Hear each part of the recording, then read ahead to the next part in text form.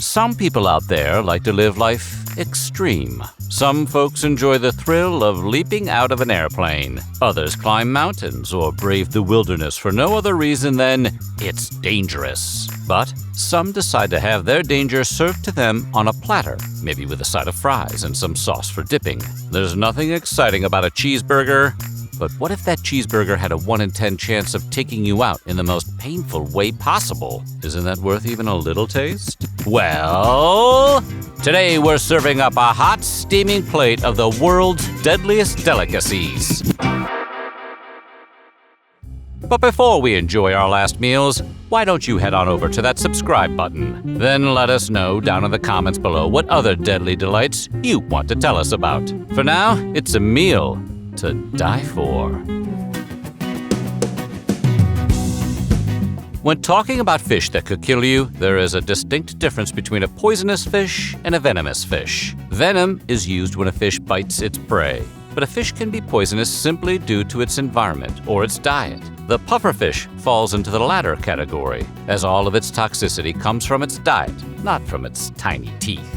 On the flesh and organs of the pufferfish can be found a powerful nerve toxin 100 times more poisonous than cyanide, with the added benefit of having no known antidote. Tetrodotoxin can kill you with as little as 0.002 grams, first with paralysis, followed by asphyxiation over a grueling 24-hour period. There's a reason they call it the Russian roulette of sushi. If most of your knowledge on this subject comes from the classic episode of The Simpsons where Homer accidentally eats poisonous fugu, let's clarify some info. Not just anybody is permitted to prepare and serve fugu. Chefs must go through extensive education on the fish's anatomy, its toxins, and all other manner of information related to the pufferfish, which can take upwards of 3 years to complete. So it's unlikely that an apprentice cook would be trusted to serve fugu to any customer. Even Homer. After months of training and a rigorous exam which only has a 30% success rate, sushi chefs are licensed to prepare and serve the dangerous fish.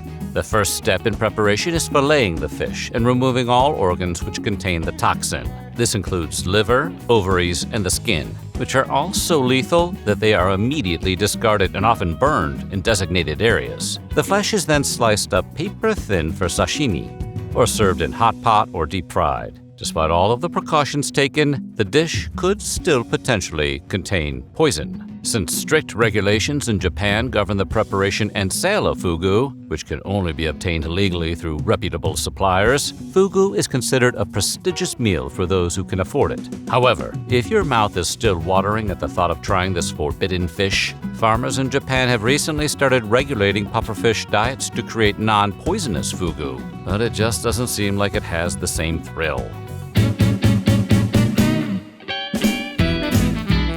Stonefish is an example of a fish that is venomous rather than poisonous. It's actually considered the most venomous fish in the world because its dorsal fin contains 13 poison-equipped spines that release venom that is extremely painful and could potentially be lethal. Once stung, the unfortunate victim can expect intense pain, respiratory weakness, cardiovascular damage, and maybe some convulsions and paralysis thrown in for fun. Extremely unlucky beachgoers can also experience death from a sting. Attacks are so prevalent that stonefish antivenom is the second most administered in Australia for severe cases, while lesser cases are typically treated with near boiling water to neutralize the venom. The sting is described as some of the worst pain a human can feel. So, naturally, we gotta find out what one of these things tastes like. Despite its dangers, stonefish are edible when they're properly prepared. The dorsal fin is first removed when served raw to take the venom fully out of the equation. Otherwise, the protein-based venom breaks down when heated. This allows for the fish to be considered a delicacy in parts of Asia, southern Japan, South Fujian, Guangdong, Hong Kong, and some regions of Vietnam, where it is also believed to have health benefits. The meat is very dense and white, with edible skin, and is usually cooked with ginger into a clear soup or can be served raw as sashimi, with the skin still attached. Just make sure you ask them to 86 the fin. Cassava, also called yuca or manioc, is a staple food for more than 500 million people in Latin America, Africa, and parts of Asia. And since it's drought-resistant, it is a very reliable food for areas with little rainfall. You can get cassava in 2 different flavors, sweet and bitter. Both varieties contain cyanogenic glycosides, which turn into cyanide when digested. The sweet roots are usually okay, with as little as 20 milligrams of cyanide per kilogram. But bitter cassava is a different story, with some reaching up to 1,000 milligrams. Both are dangerous to eat raw, with more bitterness in the taste equating to a higher toxin level. If cassava is not prepared by somebody who knows what they're doing, the result could be vertigo, vomiting, paralysis, collapse, and death within hours. Illegally sold bitter yucca fatally poisoned 28 people in 2017, so it is not something you should buy at 7-Eleven. To eat it safely, indigenous Caribbean and West African people have produced methods of grinding, soaking, fermenting, pressing, and boiling the root, which reduces the cyanide. Sweet cassava can be detoxified by cooking alone, but bitter cassava requires more extensive processing. Simply boiling the root can remove up to 50% of the cyanide, and even more if it's fried or baked. When it is properly prepared, cassava is highly nutritious and provides starch, fiber, vitamin C, calcium, magnesium, potassium, and also has the added benefit of being gluten-free. It can be used to make Jewish cholent, Brazilian farofa, and even bubble tea. Bioengineering hopes to reduce cyanide and improve nutrients like vitamin A and iron. But until then, you should make sure you're getting yours from a professional. Ackee is an evergreen tree native to West Africa that produces clusters of fruit, which change color from green to red as they ripen. Eventually, the fruit opens naturally itself up to reveal large black seeds, covered with yellow arils, similar to the seeds of a pomegranate. Pay close attention to that yellow coating, because that is the only part of the fruit that you are allowed to eat. Everything else will give you something called Jamaican vomiting sickness, which doesn't sound like a t-shirt in your picture on the wall. Those who prepare ackee harvest it carefully, ensuring that all fruit harvested is ripe and has already opened up. If they decide to cut corners and force them open themselves, the hypoglycin toxin can remain in the flesh. Naturally opened fruit is cleaned and lightly boiled before serving it to anyone. And it has a rich, buttery taste that is often compared to scrambled eggs or a soft cheese. Proper ackee is famously paired with saltfish, onions, peppers, and accompanied with boiled green banana, dumplings, or plantains. In fact, ackee and saltfish is Jamaica's national dish, traditionally eaten at breakfast or brunch as a central part of the island's identity. Usain Bolt is said to have it for breakfast regularly, and Jamaica even sent ackee to its athletes during the Beijing Olympics. You'll know pretty quickly if you get ackee that was not prepared properly, as you'll probably start exhibiting nausea, vomiting, dizziness, seizures, weakness, and in some cases, a coma and death, especially among children. Unfortunately, not much more distribution of the fruit has been done outside of Jamaica since its poisonous image has limited the amount of people who are interested in trying it. In the States, the FDA only permits canned ackee to be imported where all the poisonous stuff is removed beforehand.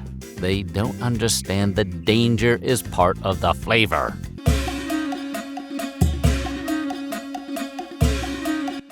Shark fin soup has been used to demonstrate wealth, power, and fine taste for centuries. It originated during the reign of Emperor Taizu in the Northern Song Dynasty around 960. Shark fins are mainly consumed in China, Hong Kong, Taiwan, Singapore, Macau, Indonesia, and Vietnam. Often used as a fixture in Chinese banquets, particularly weddings, prices can range from double to quadruple digits. In some cases, kitchens could be shelling out up to $400 per kilogram of the good fin. Hong Kong is responsible for processing half of the global supply, making it the world's biggest shark trading hub with 1 million sharks caught each year. Many shun the shark finning practice as cruel since the fins are cut off of the sharks while they are still alive, rendering them unable to swim. The controversial practice drives a multi-billion-dollar global trade value, but has caused some populations of sharks to decline by more than 90%, with nearly 60% of all shark species now threatened. On top of all that, a bowl of shark fin soup could seriously poison you if not prepared properly. While swimming through the ocean, sharks accumulate marine toxins, including mercury, methylmercury, arsenic, cadmium, and lead. High levels of methylmercury in particular can damage vision, hearing, memory, and muscle coordination. Hong Kong Center for Food Safety found supermarket samples with mercury levels up to 8 times the legal limit in 2017. More than half of the fins tested exceed safe levels of the carcinogen cadmium, and others exceed limits for arsenic. While poisoning cases are rare, the health risks, ethical implications, and all the other unpleasantness surrounding shark fins make most people want to go for a nice clam chowder instead. Just don't ask what happens to the clams.